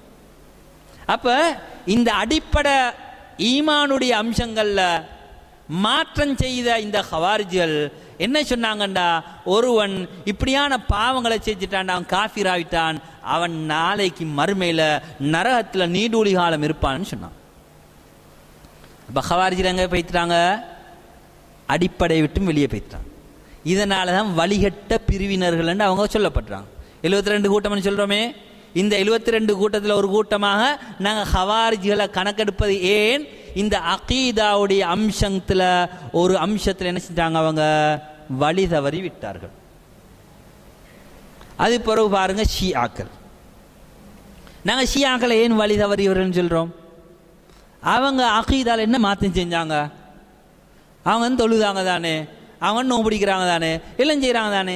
என்ன நடந்தது? ஷியாக்களை நாங்கள் வழிகட்டவர்கள் சொல்ல காரணம் என்ன? ஏன்? அகீதா சம்பந்தப்பட்ட விடயத்தில் அவங்க என்ன பிளவிட்டாங்க? யாரை சொல்லலாம்? அகீதா சம்பந்தப்பட்ட, ஈமான் சம்பந்தப்பட்ட விடயத்தில் ஷியாக்கள் செய்த தவறு என்ன? யாரை சொல்லலாம்?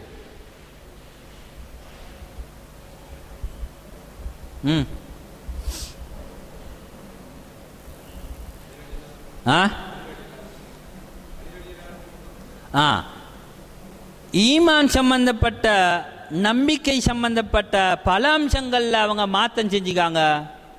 அதில் ஷியாக்கள் செஞ்ச மிகப்பெரிய தவறுகளில் ஒன்றா சொல்லலாம், குர்ஆன், இந்த குர்ஆன் அவர்கள் என்ன செய்யல, ஏற்றுக்கொள்ளல. அல்ல இந்த குர்ஆனை போல இன்னும் 2 பகுதிகள் இருப்பதா வாதிடுறாங்க. அது முஸ்ஹஃப் ஃபாத்திமான்றாங்க. இது எல்லா ஷியாக்களும் சொல்றாங்களா, அல்லது மிகவும் வழிகட்ட ஷியாக்கள் சொல்லப்படக்கூடிய சொல்றாங்களான்னு பார்த்தா ராஃபிதாக்கள் சொல்லப்படக்கூடிய இந்த கருத்தை சொல்றாங்க. இது நம்பிக்கையோடு சம்பந்தப்பட்ட விடயம். அல்லாஹ் சுப்ஹானஹு வ தஆலா ஜிப்ரீல் அலைஹிஸ்ஸலாத்தை அனுப்பும்போது அலிக்குத்தான் அனுப்பின, ஜிப்ரீல் தவறி முகமது கொடுத்துட்டார் அப்படின்னு சொல்றாங்க. அவரு அலிக்கு கொடுக்கத்த தவறு யாரு கொடுத்துட்டு போய்த்தாரு, முகமது கொடுத்துட்டு போய்த்தாரு. இப்படி சொல்லக்கூடியவங்களும் ஷியாக்கள் இருக்கிறாங்க. அபூபக்கர், உமர் போன்ற அந்த சஹாபாக்களை நிராகரிக்கிறது மட்டுமல்ல, அவர்கள் தான் இந்த குறைஷிகளுடைய 2 சிலைகள் என்று வர்ணிக்கிறான். குறைஷிகளுடைய 2 சிலைகளாம். இந்த அபூபக்கர், உமரை அவங்க ஷஃபிக்கிறாங்க. இது போல பல நம்பிக்கை சார்ந்த அம்சங்கள்ல அவங்க வழிகட்டு போனபடியால அவர்கள் வழிகட்ட ஒரு பிரிவினர்களாக கருதப்படுறாங்க. இது ஷியாக்கள்.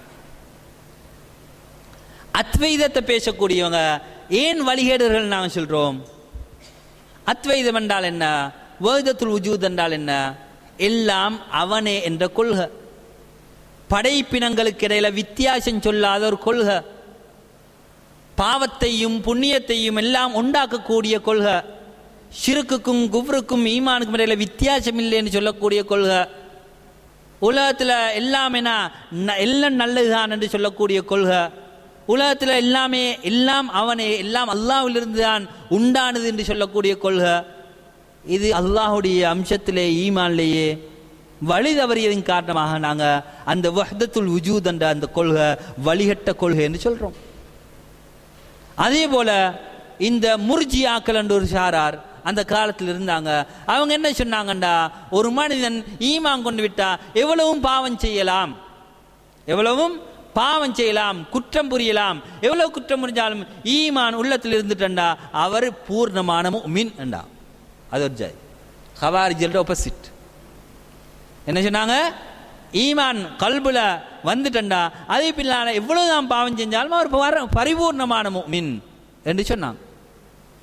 எனவே அவர்கள் வழிகட்ட பிரிவினர்களாக கருதப்படுறாங்க.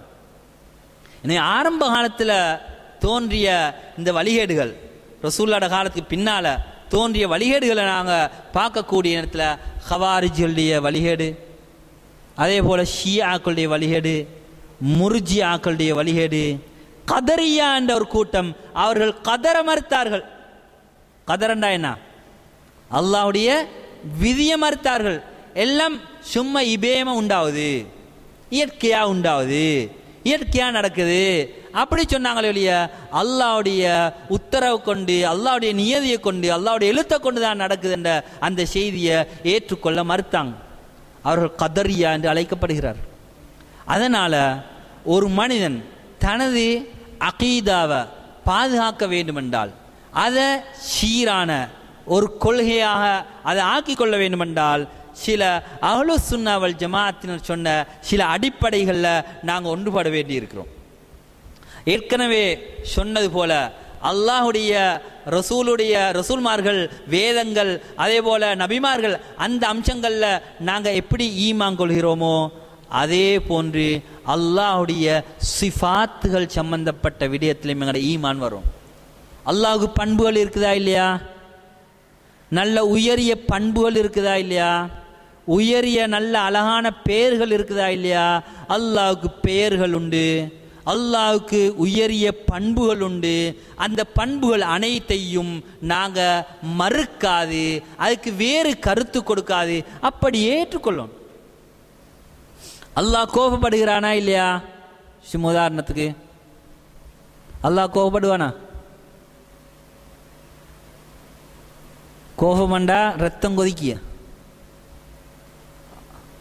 எனவே அல்லாஹ் கோபம் வரையிலுமா? அல்லாஹுக்கு ரத்தம் கொதிக்கலுமா? அப்படி யோசிச்சு சிலர் என்ன செஞ்சாங்க, அல்லாஹுக்கு கோபம் என்பது இல்லைண்டாங்க. அது தண்டிக்க நாடுவதுதான் கோபம் என்று சொல்லப்பட்டீங்கன்னு கருத்து கொடுத்தாங்க. நாங்கள் அதெல்லாம் யோசிக்க தேவையில்லை. அல்லாஹ் கோபப்படுகிறான் வந்து அது எப்படி அவனுக்கு தகுதியோ அப்படி அவன் கோபப்படுகிறான்.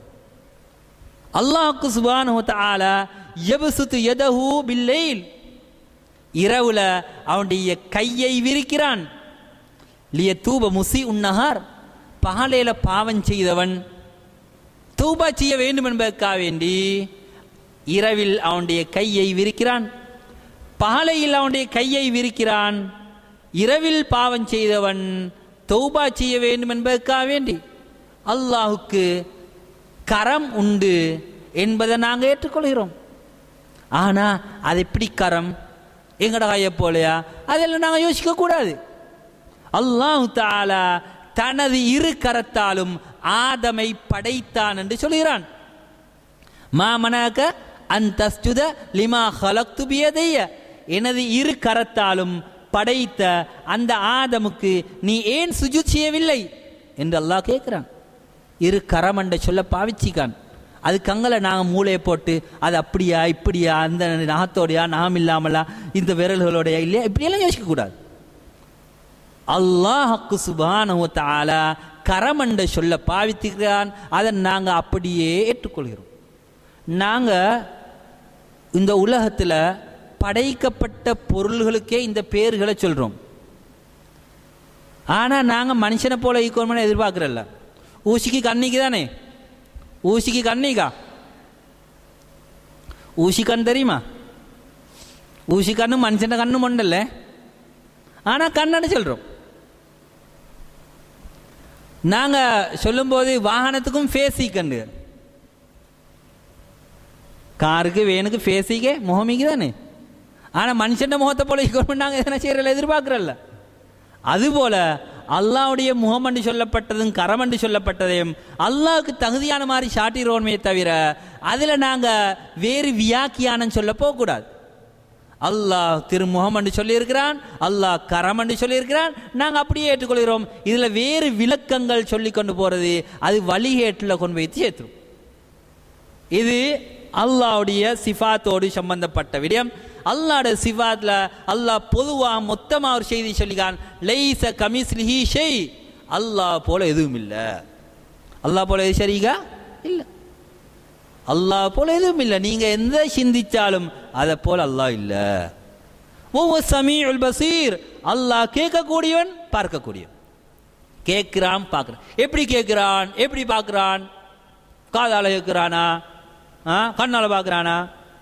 கண்ணின்றி பார்ப்பவன், காதின்றி கேட்பவன். முந்தி அஸ்மாவுல் ஹுஸ்னா போற அப்படித்தானே, முந்தி அஸ்மாவுல் ஹுஸ்னா ரேடியோவில் போற உப்பம் போற தெரியா வெளிக்கின்றாவைக்கு. கண்ணின்றி பார்ப்பவன், காதின்றி கேட்பவன். இந்த இன்றி போடுறதுக்கு நீ யாரு? அல்லாஹ் பார்த்து போட்டு வந்தா? அல்லாஹ் சொல்றான் வலி துஸ்னா அலா ஐனி. ரசூலுல்லாஹ் சொன்னாங்க இன்ன தஜ்ஜால் லைஸ பிஅவர், இன்ன தஜ்ஜால் அவர், தஜ்ஜால் வந்து அவர் ஒரு கண் குருடன். ஆனா அல்லாஹ் ஒரு கண் குருடன் அல்ல என்று ரசூலுல்லாஹி ஸல்லல்லாஹு அலைஹி வஸல்லம் சொன்னான். அல்லாஹ் பார்க்கிறான். எனவே அது எப்படி நீ சிந்திக்க போகாதீங்க. லைஸ கமிஸ்லிஹி ஷை, அவனை போல எதுவும் இல்லை. வலம் யகுல் லஹு குஃபுவன் அஹத், அவனுக்கு நிகராக எதுவும் இல்லை. இது அல்லாஹ்வுடைய சிவத், அல்லாஹ்வுடைய பண்பு சொல்லப்பட்டதை அல்லாஹ்வுக்கு தகுதியான மாதிரி நான் ஏற்றுக்கொள்கிறேன். இதில் வேறு பெரிய விளக்கங்கள் கொடுப்பதற்கு ஏண்ட மூளை, ஏண்ட சிந்தனை, ஏண்ட அறிவியல் அதுக்கு தகுதியாக மாட்டாது. ஆனால் ஒரு அடிப்படை லைஸ கமிஸ்லிஹி ஷை, அவனை போல எதுவும் இல்லை. வலம் யகுல் லஹு குஃபுவன் அஹத், அவனுக்கு நிகராக எதுவும் இல்லை. அது அடிப்படை. இந்த அடிப்படையை விட்டு போட்டு நாங்கள் இதில் வேறு வியாக்கியானம் கொடுக்க போனோம்டா வழிகேட்டுக்கு பெய்த்துருவோம் என்பதை நாங்கள் விளங்கிக்கொள்ளும். அடுத்ததாக அல்லாஹு தஆலாவை இந்த உலகத்தில் யாராவது பார்க்கலுமா? இந்த வெற்று கண்ணால் அல்லாஹ் பார்க்கலுமா? ரசூலுல்லாஹ் சொன்னாங்க இன்னஹு லன் யரா அஹதுன் ரப்பஹு ஹத்தா யமூத், மரணிக்கும் வரையில அல்லாஹ்வை பார்க்க முடியாது, வெற்று கண்ணால பார்க்க முடியாது. எனவே அல்லாஹ்வை பார்ப்பது என்பது மர்மையோடு சம்பந்தப்பட்டது. அல்லாஹ்வை எல்லாரும் பார்ப்பாங்க, அல்லாஹ் தஆலா எல்லோரோடும் பேசுவான். இல்லா சைகல்லிமு ரப்பு, அவன் ரப்பு இந்த மனிதனோடு பேசுவான். வலைஸ பைனஹுமா துர்ஜுமான், அதாவது டிரான்ஸ்லேட் பண்றதுக்கு, கருத்து மொழிபெயர்ப்பதற்கு யாரும் மீக்க மாட்டாங்க. அல்லாஹ் நேரடியாக மனிதனோடு பேசுவான் என்ற அந்த கொள்கையை நான் கொண்டிருக்கிறோம். எனவே அல்லாஹ் தாலா பேசுவானா? பேசுவான். அல்லாஹ் எப்படி பேசுவான்? அது எங்களுக்குரியதல்ல. அல்லாஹ் எப்போ பேசுவான்? நாடிய நேரத்தில் பேசுவான். எதை பேசுவான்? நாடியதை பேசுவான். அல்லாஹ் நாடியதை நாடிய பொழுது நாடிய விதத்தில் பேசக்கூடியவன். இதான் அஹ்லுஸ் சுன்னah வல் ஜமாஅவுடைய அகீதா. அல்லாஹ் நாடியதை பேசுவான், நாடிய நேரத்தில் பேசுவான், நாடிய விதத்தில் பேசுவான். இதில் எங்களுக்கு வேற வியாக்கியானம் கொடுக்க முடியாது. அல்லாஹ் தாலா மூசா அலைஹிஸ்ஸலாத்தோடு பேசினான், நபி முஹம்மது ஸல்லல்லாஹு அலைஹி வஸல்லம் அவர்களோடு பேசினான். அல்லாஹ் மறுமையில் மனிதர்களோடு பேசுவான். அல்லாஹ் தாலாவுடைய பேச்சுக்கு சப்தம் உண்டு. அல்லாஹ் தாலா பேசக்கூடிய சப்தத்தை மக்கள் மறுமையில் கேட்பார்கள். ரசூலுல்லாஹி ஸல்லல்லாஹு அலைஹி வஸல்லம் சொன்னாங்க, அல்லாஹ் சப்தமிட்டு அழைப்பான். அந்த சப்தமிட்டு அழைக்கக்கூடிய இடத்துல யஸ்மஉஹு மன் பஅத கமா யஸ்மஉஹு மன் கருப, கிட்ட உள்ளவங்க கேட்குற மாதிரி அந்த சத்தத்தை தூர உள்ளவங்களும் கேட்பாங்க. அல்லாஹ்வோட பேச்சை கேட்பாங்க. அது எப்படி அல்லாஹ் பேசுகிற சத்தம் கேட்குற? அதெல்லாம் எங்களுக்குள்ள வேலை அல்ல. அது ஓண்ட மூளையால் சிந்தித்து முடிவெடுக்க முடியுமான ஒரு விடயம் அல்ல. அல்லாஹ் பேசுகிறான், மக்கள் கேட்பார்கள். இது அஹ்லுஸ் சுன்னah வல் ஜமாஅத்தினுடைய அகீதா. அதுக்கு பின்னால நாங்கள் மறுமையில் அல்லாஹ்வை பார்ப்போம் என்பதை ஈமான் கொண்டிருக்கிறோம். இதெல்லாம் அல்லாஹோடு சம்பந்தப்பட்ட அகீதால உள்ளது. மறுமையில் அல்லாஹ்வை பார்ப்போம். யார் மறுமையில் அல்லாஹ்வை பார்க்க முடியாதுன்னு சொன்னவர்கள்? யார் சரி சொல்லுவோம் பார்க்கும். மறுமையில் அல்லாஹ்வை பார்க்க முடியாது என்று சொன்ன வழிகட்ட பிரிவினர்கள் யார்?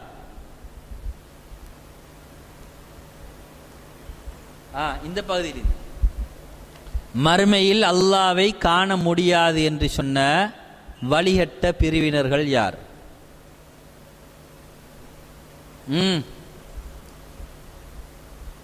பயமில்லை சொல்லுங்க, பிழையானது பரவாயில்லை, படிக்கத்தானே வந்து.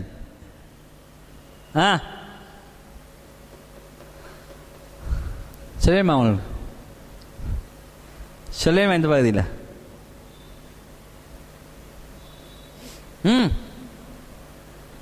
முஅத்தஸிலாக்கள், இவர்கள் பகுத்தறிவுவாதிகள் என்று அழைக்கப்பட்டார்கள்.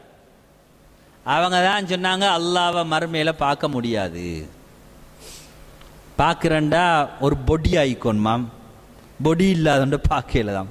பொடின்னா ஒரு அதுக்கு என்ன சொல்கிற, ஒரு உருவமாயிக்கோணும், உருவத்தை தான் பார்க்கலாம். எனவே இந்த காற்றை பார்க்க இயலாது, கரண்ட்டை பார்க்க இயலாது, அது போல் அல்லாஹ்வை பார்க்க இயலாது. நீங்கள் உருவமும் உருவம் இல்லை, நீங்கள் சமைச்சிக்கண்ட, அது நீங்கள் சமைச்சிக்கண்டது, இந்த முகத்திலாக சமைச்சிக்கண்டது.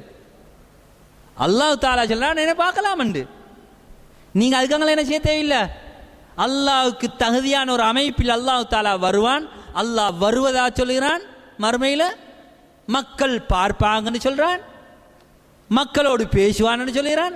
அதுக்காக நீங்கள் உருவம் இல்லை, உருவம் அதெல்லாம் சொல்லி போ தேவையில்லை. அல்லாஹ் மனிதனுக்கு தோன்றக்கூடிய ஒரு அமைப்பில் அல்லாஹ் தாலா வருவான். அல்லாஹ் தாலாவை பார்ப்பார்கள். எனவே அல்லாஹ்வுக்கு தகுதியான ஒரு அமைப்பு, அல்லாஹ்வுக்கு தகுதியான ஒரு உருவத்தில் அல்லாஹ் தாலா வருவான். அது எப்படின்னு எங்களுக்கு சொல்லலாது. அல்லாஹ் அழகான சூரத்தில் வருவான் என்று புகாரியில் நாங்கள் ஹதீஸை பார்க்குறோம். எனவே நீங்கள் சிந்தனையை போட்டு குழப்பி கண்டு அப்படி இல்லை இப்படி இல்லை அப்படின்னா இப்படி வரையலாது என்று என்ன செய்ய போக தேவையில்லை, நிராகரிக்க போக தேவையில்லை. அல்லாஹ் பார்க்க முடியும். இந்த உலகத்தில் பார்க்காட்டியும் நாங்கள் மறுமையில் பார்ப்போம். இது அல்லாஹ் தாலா குர்ஆன்ல தெளிவாக சொன்ன விடயம். வுஜூஹு யௌமஇதின் நாதிரா இலா ரப்பிஹா நாதிரா. அந்த நாளையில் சில முகங்கள் நல்ல வெளிச்சமாயிக்கும். அந்த வெளிச்சமான முகங்கள் அல்லாஹ்வை பார்த்து கொண்டிருக்கும் என்று அல்லாஹ் தாலா சொல்கிறார். இது அல்லாஹ் பற்றி உள்ள நம்பிக்கையோடு சம்பந்தப்பட்ட சில முக்கியமான அம்சங்கள். இஸ்லாமிய அகீதா என்பது இதோட முடிவடைதல்ல, ஒரு பாடத்தோட முடிக்கிற செய்தியும் அல்ல. ஆனாலும் சுருக்கமாக நாங்கள் அல்லாஹ் கொண்டுள்ள நம்பிக்கை எப்படி அமையணும், ஒரு மனிதனுடைய அகீதா என்றால் என்ன, அகீதாவில் வழிகேடுகள் தோன்றுவதற்கான காரணம் என்ன, இன்று இஸ்லாமிய அகீதாவில் நிறைய பித்அத்துகள் ஷிர்க்குகள் இல்லாதவைகள் எல்லாம் பூந்திருப்பதற்கான காரணம் என்னவென்றால் இந்த குர்ஆனையும் ஹதீஸை முட்டு போட்டு வேறொன்றிலிருந்து மார்க்கத்தை எடுக்க போனது. குர்ஆன் அகீதாவை எடுக்கணும் சிந்தனை மூலமாக எடுக்க இயலாது. அகீதா குர்ஆனிலிருந்து ஹதீஸிலிருந்து எடுக்கணும். கியாஸை கொண்டு எடுக்கல அகீதாவை,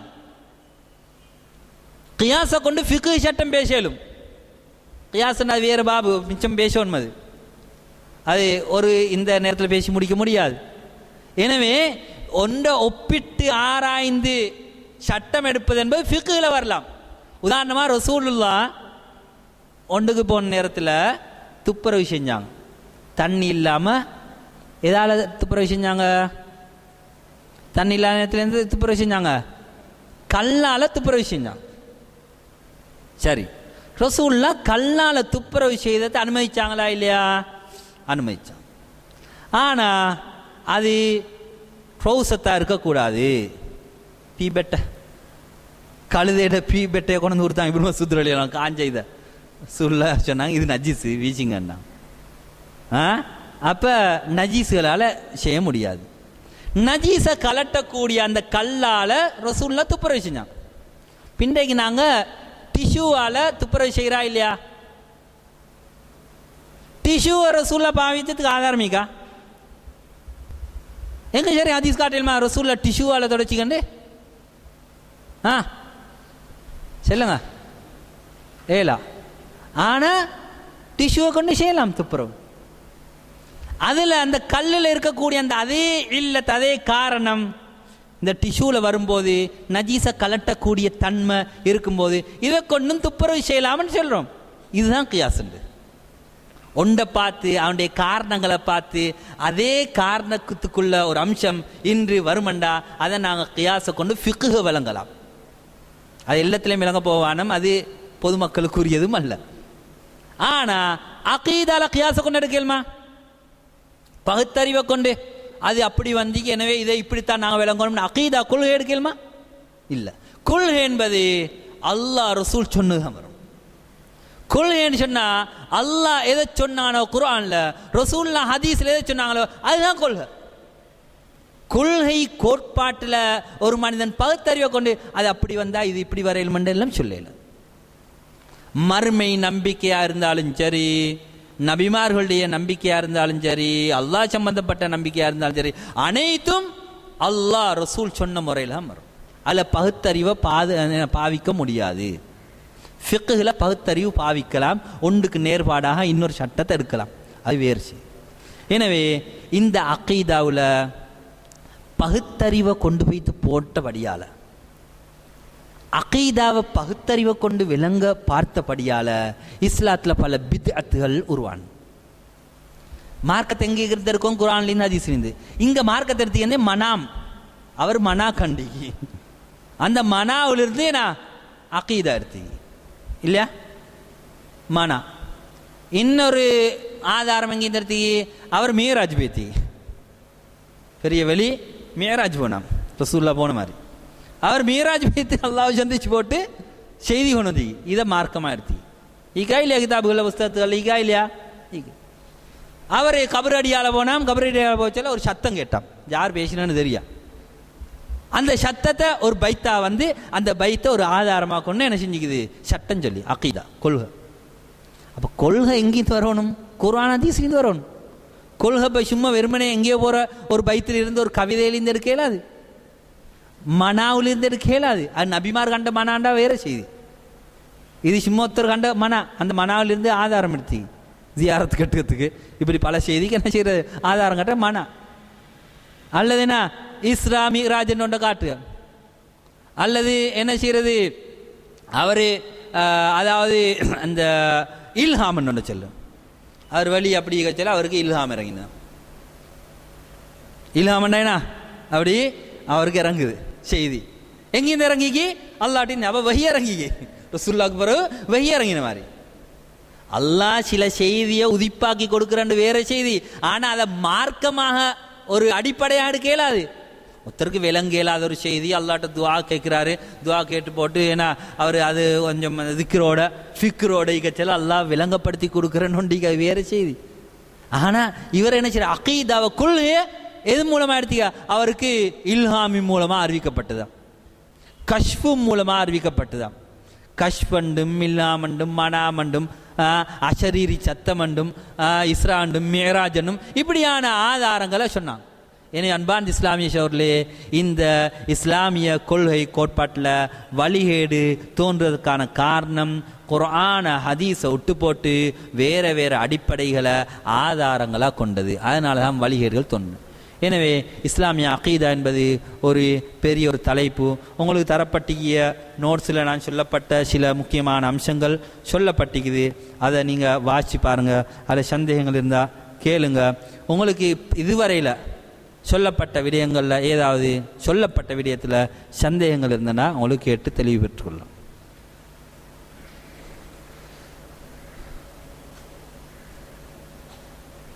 சந்தேகம் இல்லாத அளவுக்கு தெளிவாயிட்டா அல்லது ஒன்றுமே விளங்கலையா?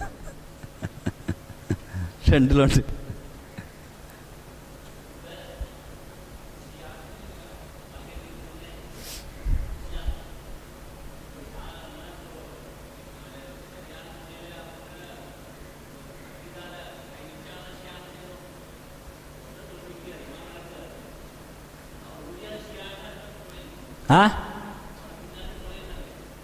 உறுதியான ஷியான்னு தெரிய வந்தாளா? அவன் உண்மையான ஷியா, அதாவது வழிகட்ட கொள்கையுடையவனாக இருக்கிறான்னு வந்தண்டா அவனை நாங்கள் ரெண்டாக பிரிக்கலும். ஒன்று ஷியாவில் ரெண்டு பகுதிக்கு ராஃபிலாக்கள்னு ஒன்று. ராஃபிலாக்கள் தான் இந்த முத்திய வழிகேடர்கள். அவங்க குர்ஆனை மறுக்கிற, அபூபக்கர் ரலியல்லாஹு அன்ஹு ஏற்றுக்கொள்றல, அப்படி ஆயிஷானா ஐயா என்ன சொல்கிறது, இந்த அதாவது விபச்சாரின்னு சொல்கிற இப்படி கடுமையான கொள்கையுடையவங்க. அப்படியான கொள்கையுடையவங்க கண்டு அறிஞ்சா அவங்களுக்கு பின்னால் தொலையலாது. அவங்க இஸ்லாத்தில் இல்லை, விளங்குதா? ஏன்னா இஸ்லாத்தில் இல்லாதவர்கள் நாங்கள் உறுதியாகிட்டோம்டா அவங்களுக்கு பின்னால் தொல்ல முடியாது. ஆனால் அவன் சிறுக்கும் செய்கிறான், பித்தத்தும் செய்கிறான், பித்தத்தை விளங்காமல் செய்கிறான், அவன் அதை குஃப்ரன்னு விளங்குறான், இல்லை அது பிதத்தை செய்கிறான், ஆனால் அது பிதத்துன்னு அவனுக்கு தெரியாமிக்குது, அது வேறு செய்து. அவனுக்கு நான் காஃபிரன்னு ஹுக்கும் செய்கிறல், விளங்குதா? ஆனால் ஷியா கொள்கை மிக மோசமானது, ராஃபிதாக்களோட கொள்கை.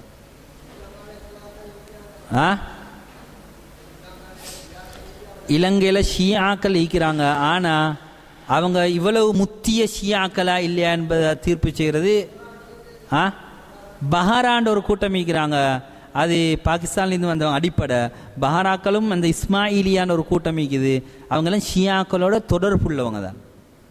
அவங்கள்ட்டையும் பல வழிகட்ட கொள்கைகள் இருக்குது. இலங்கையில் ஷியாவோட சும்மா ஷியா வாசம் அடித்தவங்க எல்லாத்துக்கும் நாங்கள் இவன் காஃபிரு என்று எங்களுக்கு ஒரே அடியாக சொல்ல இயலாது. அவனோட கொள்கை என்னாண்டத்தை நாங்கள் முதலாவது என்ன செய்யணும் அறியும். எனவே அவனோட கொள்கை இப்படி மோசமான கொள்கையை ஆயிக்குமெண்டா நாங்கள் அவனை முஸ்லீம் ஆக்கிறது முடியாது.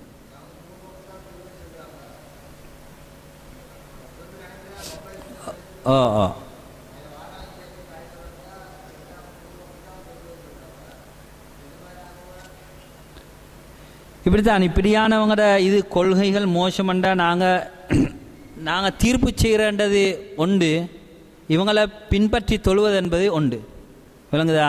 எனவே இப்படி மோசமான கொள்கையோடு இவங்களுக்கு பின்னால் தொழாமிக்கிறது சரி.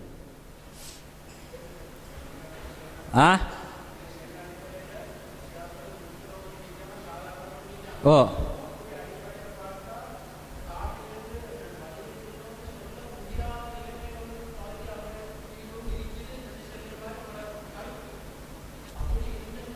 ஓ அதுதான் அவங்களோட கொள்கையை வச்சுத்தான், அவங்களோட பேச்சை வச்சுத்தான் தீர்ப்பு செய்யலாம். சுருக்கம் ஷியாக்களில் இஸ்னா அஷரியான்னு ஒரு கூட்டமிக்கு, ஜெய்தியாக்கள்னு ஒரு கூட்டமிக்கிறாங்க, ராஃபிதாக்கள்னு ஒரு கூட்டமிக்கிறாங்க. ராஃபிதாக்கள் இதில் வடிகட்டியவர்கள் மிக மோசமானவர்கள். ஜெய்தியாக்கள் என்று சொல்லப்படக்கூடிய அவங்கள்ட்ட சில சும்மா இப்போ அபூபக்கர் ரலியல்லாஹு அன்ஹுவை விட அலி ரலியல்லாஹு அன்ஹு சிறப்புன்னு கருதுதே ஒழிய அபூபக்கர் ரலியல்லாஹு அன்ஹு திட்டு அப்படி படுதூர் சொல்கிற, ஆயிஷா நாகி படுதூர் சொல்கிற கொள்கைகள் இல்லை. அப்போ இது ஒரு வழி தவறுதல் தான். ஆனால் காஃபிர்னு சொல்லக்கூடிய அளவுக்கு என்ன செய்யலாது, சொல்ல இயலாது. இந்த யமன்லாம் இந்த ஜெய்தியாக்கள் நிறைய இருக்கிறாங்க. ஆனால் அவங்கள என்ன இந்த ராஃபினாக்களோட ரெண்டும் ஒரு சமப்படுத்தி பேச முடியாது. அதே போல தான் இந்த வழிகட்ட கொள்கை எல்லாத்துலேயும் எதுலேயும் உலாத்தண்ட ஒரு பிரிவினர்கள் இருக்கிறாங்க. உலாத்தண்டா எக்ஸ்ட்ரீமாக போகிறோம். அடுத்தது சாதாரணமானவங்க. எனவே சாதாரணமானவங்களை எங்களுக்கு என்ன சொல்லலாம், அவங்க சாதாரணமாக ஒரு பிதத்தோடு தான் நிற்கிறான், குஃப்ரண்ட ஒரு நிலைமைக்கு போகல. ஆனால் இப்படி எக்ஸ்ட்ரீமாக போகிறவங்க இருந்தனா அவங்க குஃப்ருடைய நிலைக்கு சென்று விட்டார்கள்னு சொல்லலாம். ஆனால் இது பொதுவான தீர்ப்பு. குறிப்பிட்ட ஒவ்வொரு நபருடைய விடயத்திலையும் தீர்ப்பு சொல்கிறதா இருந்தால் நாங்கள் ஒவ்வொருத்தரையும் கூப்பிட்டு அவருடைய விஷயத்தை அறியாமல் தீர்ப்பு சொல்லலாம்.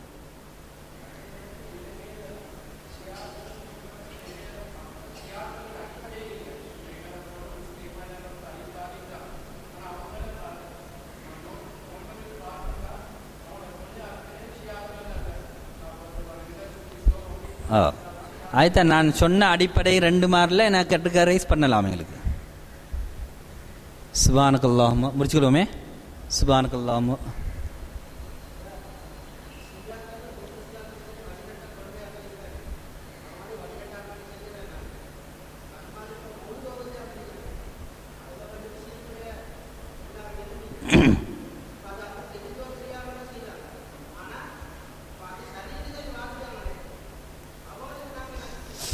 நாங்கள் அவங்களுக்கு எங்களோட சரியான ஆதாரத்தை முன்வைக்கணும். எங்களோட சரியான ஆதாரத்தை முன்வச்சு அவங்க அதை ஏற்றுக்கொள்ள மறுத்தண்டா அதுக்கு பின்னால் ஒரு தீர்ப்புக்கு போகிறது வேறு செய்யுது. எங்களோட சரியான ஆதாரத்தை முன்வச்சதுக்கு பின்னாலே அவங்க வேறு கருத்துக்களை சொல்லுவாங்கண்டா நாங்கள் அல்லாட்ட சாட்டிடுவோம்.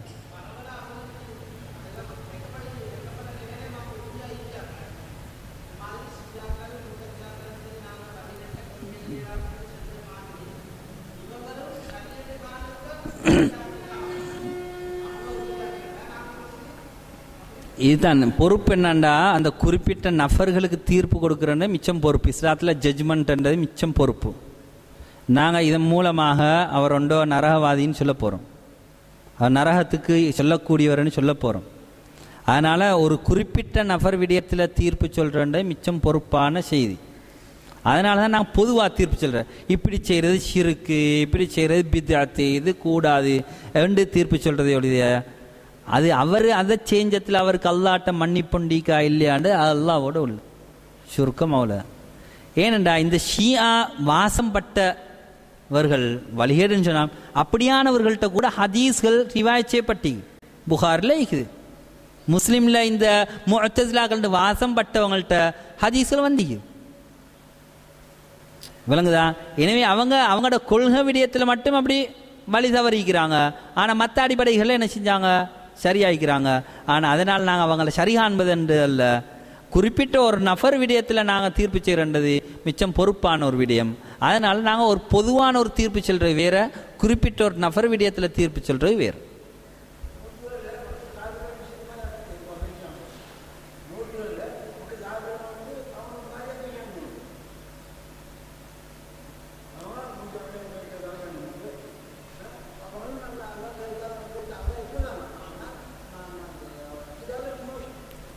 அகீதா மோசம்னு தான் நாங்கள் சொல்கிறேன்.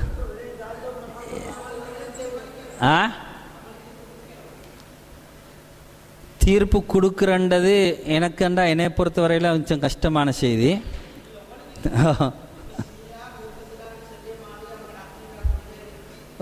அதுதான் பொதுவாக தீர்ப்பு கொடுக்கறது வேற, இது பித்அத்து என்று தீர்ப்பு கொடுக்கறது வேற, குறிப்பிட்ட நபர்களுக்கு தீர்ப்பு கொடுப்பது வேறு. முடிச்சுக்கொள்வோமே.